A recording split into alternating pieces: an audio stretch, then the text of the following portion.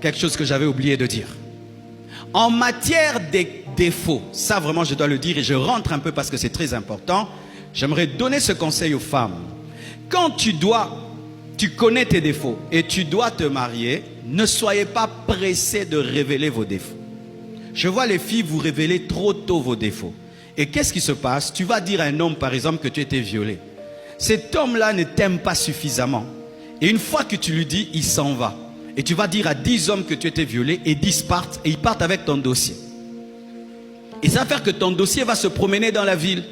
Et tout le monde dira, ah la fille là, elle a été violée, elle a été violée, elle a été violée. Quand est-ce que tu peux dire tes défauts, tous tes défauts à un homme? C'est lorsqu'il n'est pas égoïste et il veut t'épouser pour ton bonheur. Et tu sens d'ailleurs que si tu lui révèles tes défauts, il t'aimera davantage. C'est cet homme-là que tu dois tout dire. Mais si, une semaine après, il vient te poser des questions, comme si c'était une cure d'âme. Tu as déjà couché avec combien d'hommes? 50. Tu as déjà porté combien de fois? 7 fois. Ma sœur, tu n'es pas obligé de répondre. Tu es déjà sorti avec combien d'hommes? Je ne trouve pas que c'est le moment de t'en parler. Tu ne quémandes pas le mariage. Amen. Je trouve que notre niveau d'intimité ne me permet pas encore de tout te dire. Mais sache que je crains Dieu et je marche avec Dieu. Est-ce qu'on t'a déjà violé? Ça, je sens aussi, ce n'est pas le moment qu'on en parle. Parce que tu vas dire à A, tu vas dire à B. Ils partent et ils demeurent avec tes dossiers.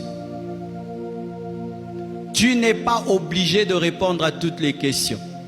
Mais, lorsque votre relation grandit, mûrit, et tu sens vraiment qu'il va t'épouser, il faut le lui dire. Pourquoi? Si tu ne dis pas, et il découvre dans le mariage des choses fondamentales, tu l'as escroqué. Amen. Je connais des filles, on lui a fait une opération grave qui l'a rendue stérile, elle dit dans le mariage. Non, ça c'est de l'escroquerie. Je connais des garçons qui sont impuissants et sa fille, la fille lui dit, vraiment tu es bien. Il dit bien, mais par la foi. Il ajoute toujours par la foi dans le cœur. On aura beaucoup de bébés, trop même, par la foi dans le cœur. Maintenant la fille se marie, elle attend que tu sois normal et puis tu dis prions. Alors tu ne l'avais pas prévenu que tu l'amenais dans une croisade d'évangélisation et puis ce retour maintenant elle doit faire un miracle. C'est l'escroquerie. Et sachez qu'un tel mariage peut être annulé. On ne parle même pas de divorce. Je connais une sœur, elle a épousé un homme comme ça qui ne lui a pas dit la vérité et lui avait des problèmes de fécondité et il le savait. La femme a divorcé. Je ne l'ai jamais condamnée parce qu'elle a épousé un mensonge.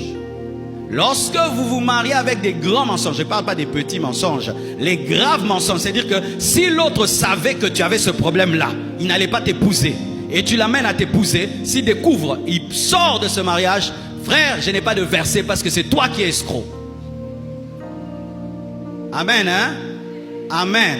C'est-à-dire, on ne dit pas tout à tout le monde, mais quand ça devient sérieux, il faut dire ton défaut pour que l'autre sache dans quoi il s'engage. Amen.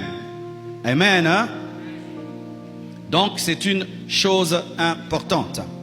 Et toujours dans ce domaine-là de dire des choses, chères femmes, vous devez savoir que nous les hommes, on a un défaut. On est même jaloux de votre passé, même si on a un passé. Papa dit amen.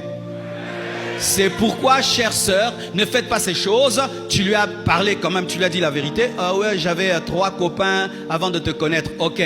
Moi, par exemple, je n'encourage pas les hommes à chercher à connaître ses copains. Hein? Vaut mieux que tu saches copain, mais tu n'as pas vu copain. Hein? Ça blesse moins. Qui est comme moi? Ah, toi, tu vas ajouter un visage au copain. Si maintenant c'est ton patron, tu quittes le boulot. Ne cherche pas. Copain tel, ok, 3 copains, on s'arrête à 3 copains. C'est quel copain? Ah, papa, si le copain était voisin du quartier, au bétail, au saléni. Alors moi, je vous demande, ne cherchez pas à mettre les noms sur les copains. Et aussi, chère sœur, si tu lui avais dit que tu avais des ex, et un jour dans une fête ou quelque part, cet ex est là, ne dis pas, c'est lui. Qui? Les derniers que j'ai eu avant toi. On rentre à la maison. On rentre à la maison. On rentre à la maison. Ne faites pas ça. Tu le vois, fais comme si tu ne le vois pas. Amen. Hein? Fuis-le. Ça blesse le cœur. Parce qu'on trouve qu'on nous a volé. Surtout ne parle jamais à ton mari de celui qui a pris ta virginité. N'ose pas. Même si vous vous rencontrez. Bete kara. Akangsa kombone longite. Je suis en train de mentir. Toi, tu as fait ça.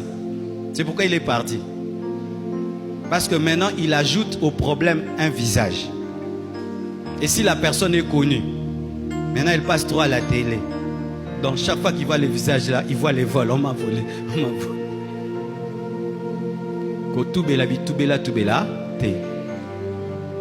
En français, ne confesse pas, il confessera, confessa.